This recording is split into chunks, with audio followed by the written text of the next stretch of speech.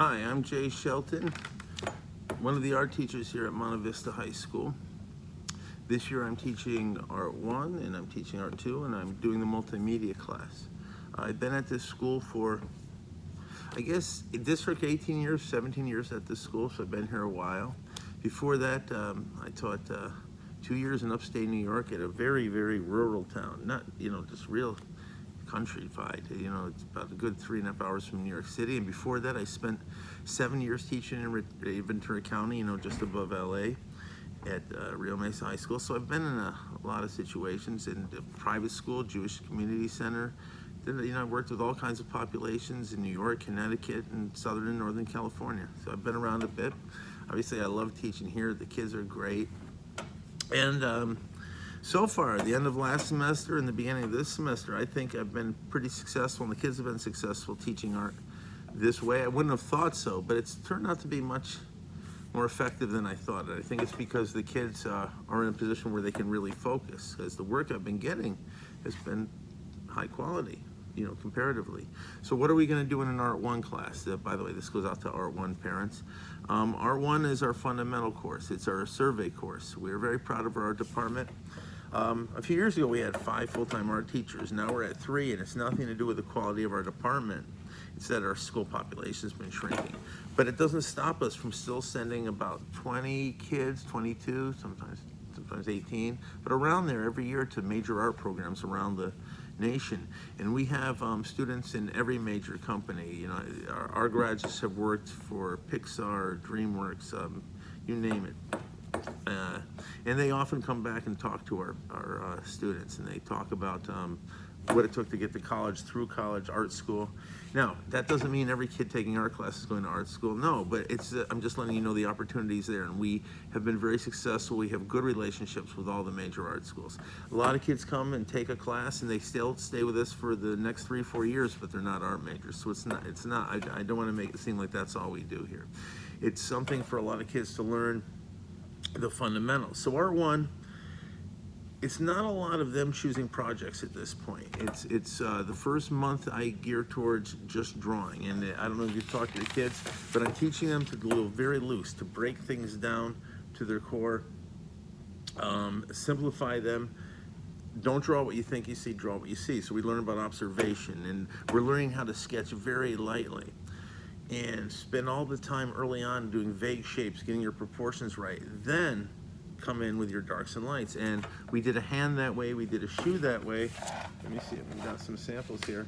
And they've been pretty successful so far. So our next project is to do a portrait in the same fashion. Sorry, I'm looking around. I thought I had some samples of that here.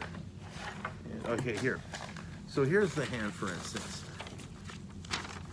May seem simple, but look what they've learned. Now they learned how to get all those lines underneath, find the body, do the contour lines later. Now this is a little heavy on the contours. What they're learning is to go backwards, soften lines, let the lines breathe. So that's what you're gonna see them doing for the next month or so. Doing a portrait is gonna be tough. We do it the 3rd or 4th week in Art 1, which is quite a feat as it is, and I've had success with that.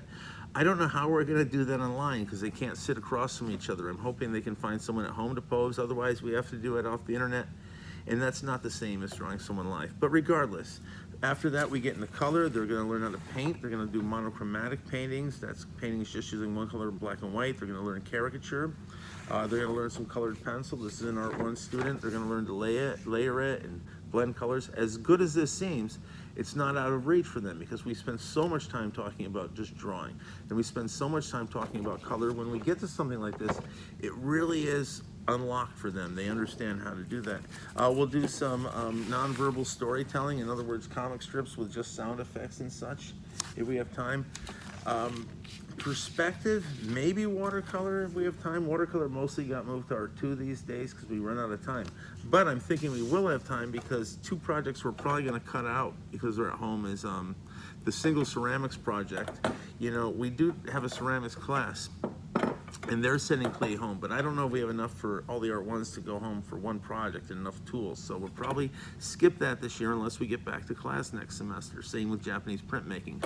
I will find something to replace those with, but those are things we do because we want you to survey the ceramic classes because that's an option after Art 1. Students can go to ceramics, they can go to Art 2, Art 3, 4, they can go to photography. Generally, we use the dark room for one project in Art 1. That's going to have to wait also until we get back to class to use the art room. The dark room.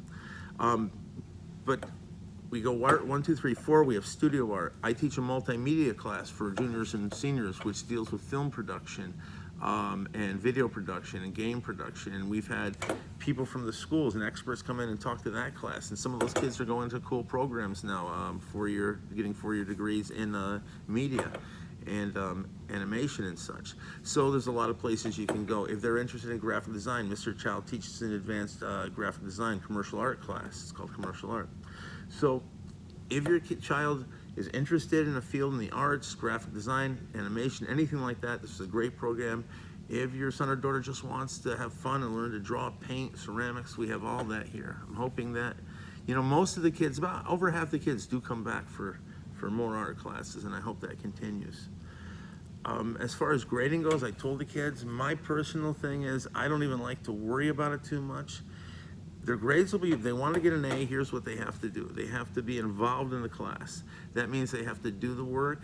They have to do the work with the attitude of listening, trying to adapt the techniques I'm giving them. It's not enough just to rip something, draw something, even if it looks nice. They have to be looking for the fundamentals that I want them to learn.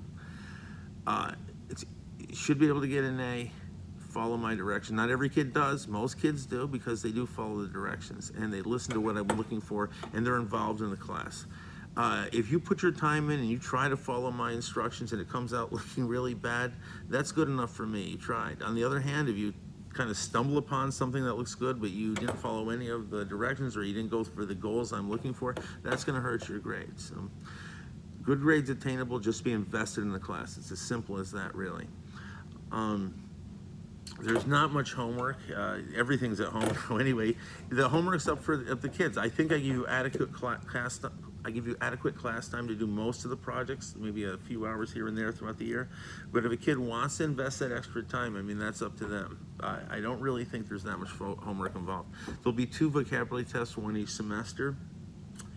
And other projects we're working on, like I said, we're going to learn shading, which is another part of drawing. We're going to learn textures. Got all this stuff we're working on here. Sorry, I should go slower.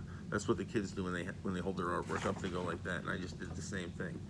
So all these things we're going to be working on.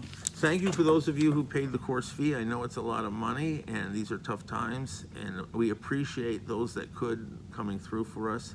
The link is still up there, the green sheet link. On your child's Schoology page.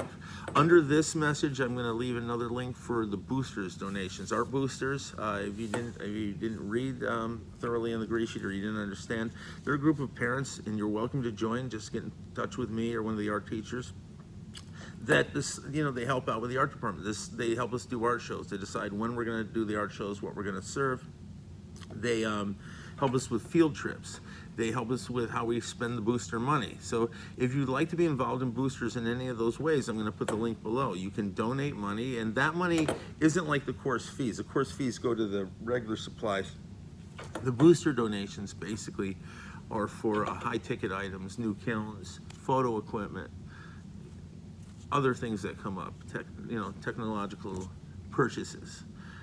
So if you want to donate, I'll put the link down there. If you want to just be a member, come to the board meetings, not really board meetings, our booster meetings, which we have once a month. I haven't done a virtual one yet, Mr. Chow has, so that's probably how we'll do the next couple meetings.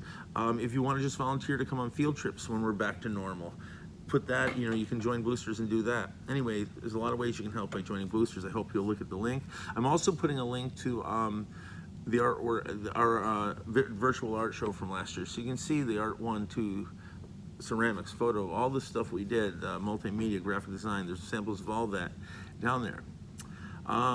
So I think that's all. I hope your kids are liking what we're doing so far. I try to keep it a loose friendly atmosphere. I try to have the kids keep their mics on. I know other teachers don't do that. I want them engaged because I want it to feel like a regular classroom. And I think we're doing as best we can in that. I hope you're getting good feedback. Feel free to contact me anytime. I'll have my email also in the blurb at the bottom. I hope I can add things to the bottom after all this talk about adding things to the bottom, but look underneath the video and it should be there. So Jay Shelton, I look forward to a good year, and I look forward to a good 4 years or whatever if your kid's a freshman, or if they're not a freshman, however long they're here. I hope they keep taking art classes. And let me see, how close did I get to 10 minutes? I went past 10 minutes, God.